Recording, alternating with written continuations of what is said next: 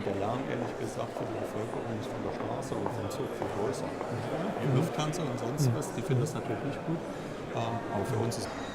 The core strategies of our group are to invest in the increasing opportunities coming from private consumption in the emerging markets. These markets were so far production centers of the world and now increasingly become consumption centers, and we wanted to tap into that opportunity. That means reallocating investment to create infrastructure to facilitate that private consumption growth.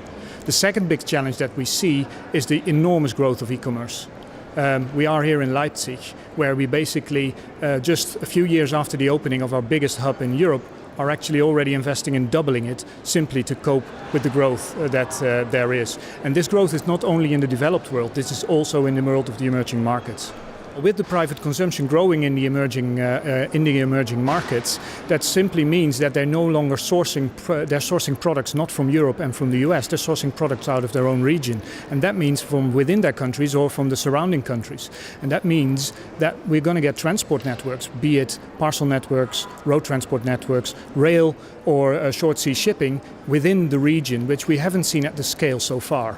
And that is the challenge for us, to tap into that opportunity and take that with us. And the opportunity is not just for you. You need a partnership with business, a partnership between business and government. So tell me about those partnerships and why it's so important to forge those strong partnerships. Well, by definition, transport growth always outpaces GDP growth. And as a consequence, the investment needed in infrastructure to cope with that growth are enormous. And we see quite a big difference within the emerging markets between countries in taking infrastructure investment policies further.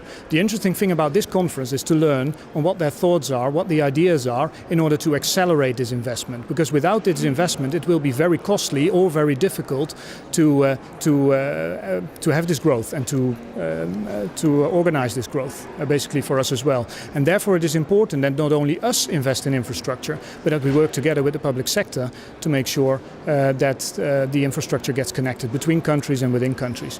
China is a prime example where the investment policy is basically really to create a good infrastructure to see future growth. So they basically create overcapacity to deal with future growth in terms of infrastructure. Whilst in other countries there's a large undercapacity, that will probably slow down growth. How are you as a business able to keep up? Or in fact, as a business, you've got to be ahead of the game. You've got to be ahead of changing patterns, changing behaviours from not just business but individual buyers. How do you do that? Well, nobody's got a crystal ball, because otherwise we wouldn't do transport, but would probably speculate somewhere else.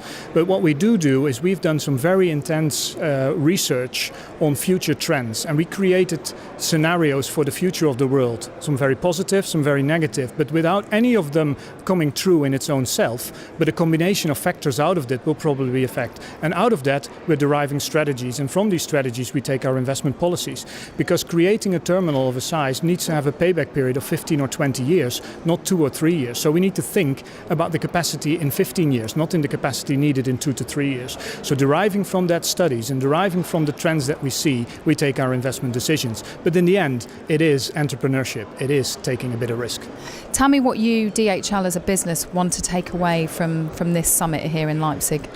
One of the most important things that we would like to take away from this summit in Leipzig is that we understand that the policymakers on the public sector really realize the need for infrastructure investments, not only in physical infrastructure for logistics, but also in data infrastructure in terms of IT, because those two factors will facilitate any future growth for these countries and therefore future wealth creations.